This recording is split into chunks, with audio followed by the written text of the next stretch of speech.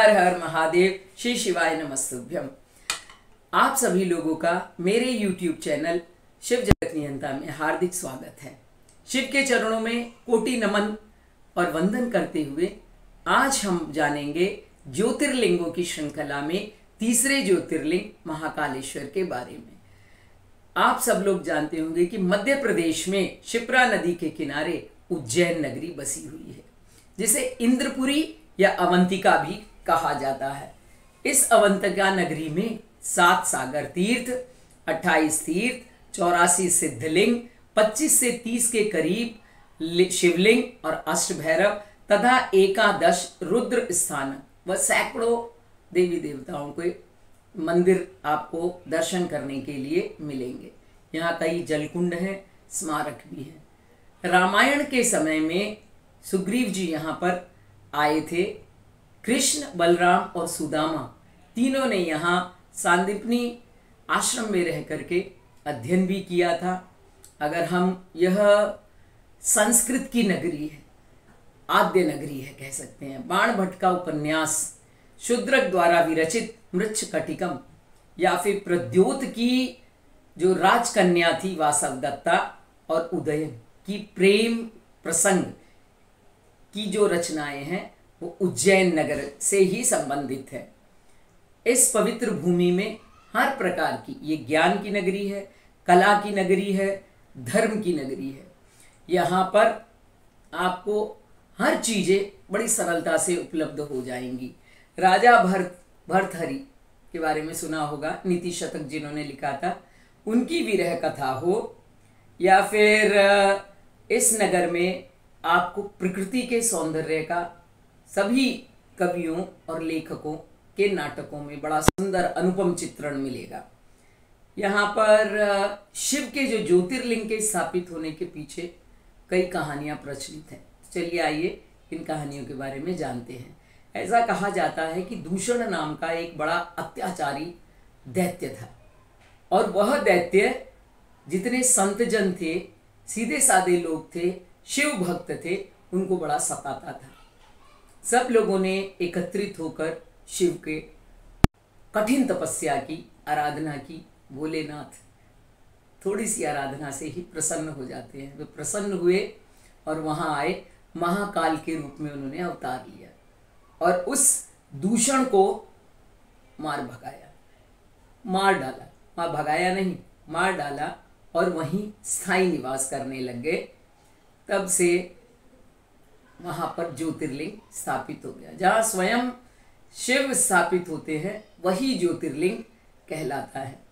और दूसरी कहानी कहती है कि चंद्रसेन नाम का एक राजा था और वो राजा शिव का बहुत बड़ा भक्त था। एक बार शिव की आराधना कर रहा था, तभी एक ग्वाला का एक बालक आया और शिव को उसे उनकी पूजा करते हुए देख के उसके मन में भी ये भाव उत्पन्न हुआ कि मैं भी क्यों ना शिव की पूजा करूं। और वो घर गया और घर जाकर वो कहीं से एक गोल पत्थर लेकर आया। गोल पत्थर लेकर आया और उसने स्थापित किया।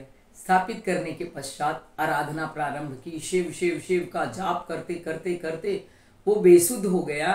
उसे खाने पीने का किसी प्रकार का कोई होश नहीं रहा। उसकी माँ आई। उसकी माँ को ये देखकर बड़ा आश्चर्य हुआ कि इस खाना पीना भूल गया छोटा सा बालक।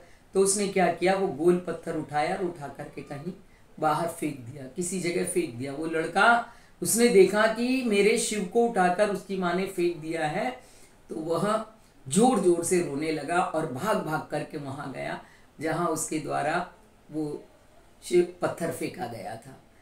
तो पत्थर फिर जब वो बेसुध हो गया रोते रोते, तो शिव स्वयं प्रकट हुए। भक्ति देखकर शिव बहुत जल्दी पिघल जाते हैं और ये तो छोटा बच्चा था, तो नाथ की उसके ऊपर विशेष कृपा हुई मेरे महादेव की।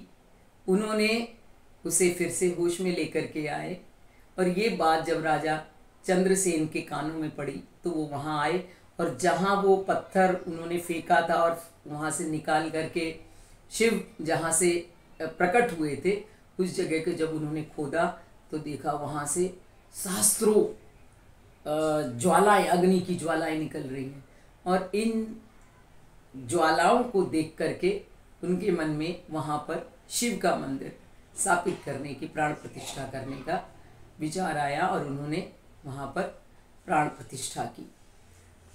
तो ये जो शिव की बनी हुई मूर्ति है, ये मूर्ति शालिग्राम के पत्थर से बनी हुई है। शालिग्राम के पत्थर से बनी हुई है। ऐसा कहा जाता है कि विश्वकर्मा ने इसकी स्थापित की थी, वैभव का प्रतीक था। यहाँ सोने की, चांदी की, हीरे की, सब प्रकार की वैभव वहाँ पर स्थापित था। लेकिन बीतते समय में 1265 में एक मुगल शासक था शमशुद्दीन अल्तमश, उसने क्या किया, जैसा कि इससे पहले वाले वीडियो में भी बताया गया था कि विध्वंसक थे, धर्मांध थे। तो उसने उस शिवलिंग को निकाल करके कोटी तीर्थ में फेंक दिया, मंदिर को तोड़ करके भंग किया, विध्वंस किया बहुत। और वहाँ पर उसने एक मस्जिद खड़ी कर दी। फिर धीरे धीरे इनका जब पतन हुआ, मुगलों का जब पतन हुआ, तो राणोजी शिंदे ने 1734 में रामचंद्र बाबा शेठ जी के हाथों से मस्जिद को गिरा दिया और फिर वहाँ से कोटी तीर्थ में से वो जो आद्य शिवलिंग था, उस शिवलिंग को जिसने मुगल ने निकाल के वहाँ फेंक दिया था, उस शिवलिंग को ला करके फिर से स्थापित किया और स्थापित करके बहुत सुंदर तरीके से ज्योतिर्लिंग का निर्माण हुआ। और आजकल तो विशेष चर्चा में महाकालेश्वर के, क्योंकि वहाँ पर बना हुआ, आप लोगों ने देखा होगा कि जैसे जाते हैं मोदी जी के विशेष प्रयत्नों से काशी में, और यहाँ पर उनके सुंदर जो कॉरिडोर बना है, उस कॉरिडोर की वजह से इसकी सुंदरता और ज़्यादा बढ़ जाती है। तो इनके इर्द गिर्द उज्जैन नगरी ही अपने आप में एक विशेष और अलग प्रकार की नगरी है। वहाँ केवल मेरे महाकाल ही नहीं विराजते, वहाँ बहुत सारी चीज़ें आपको देखने के लिए मिलेंगी। वहाँ अगर आप जाते हैं तो जो सबसे प्रसिद्ध है हरसिद्धि माता का मंदिर, आप जाइए, ज़रूर दर्शन करिए। श्री गोपाल मंदिर, महाकाली मंदिर के बारे में कहा जाता है कि कालिदास के बारे में आपने सुना होगा, उन्होंने काली की तपस्या करके उनसे प्रसन्न करके ज्ञान हासिल किया था। वही काली का मंदिर है। भरथरी गुफा है, सिद्ध वट है, काल भैरव मंदिर है, वेद्यशाला है, जो कि ज्ञान परंपरा का प्रतीक है। सुबह 4 बजे महादेव की, महाकालेश्वर जी की हम अभिषेक करते हैं, उसके पश्चात उनको भस्म लगाकर भस्म आरती होती है। हालांकि चिता की भस्म को हाथ लगाना बड़ा ही अपवित्र माना गया है, लेकिन वो मेरे महादेव हैं, उनके का स्पर्श पाकर हर अपवित्र चीज़ भी पवित्र मानी जाती है। तो ये ज्योतिर्लिंग बहुत विशेष है। जब भी आपको अवसर मिलता है अवश्य जाइए, दर्शन करिए। इनके दर्शनों से हमारे सारे कोटि कोटि जन्मों के पाप जो हैं क्षय हो जाते हैं, पुण्य का उदय होता है, सुख समृद्धि की प्राप्ति होती है, और सबसे ज़्यादा हृदय में हमारे सुकून, शांति, जिस शांति की तलाश में हम भटक रहे हैं, वो शांति मिलती है। हर हर महादेव।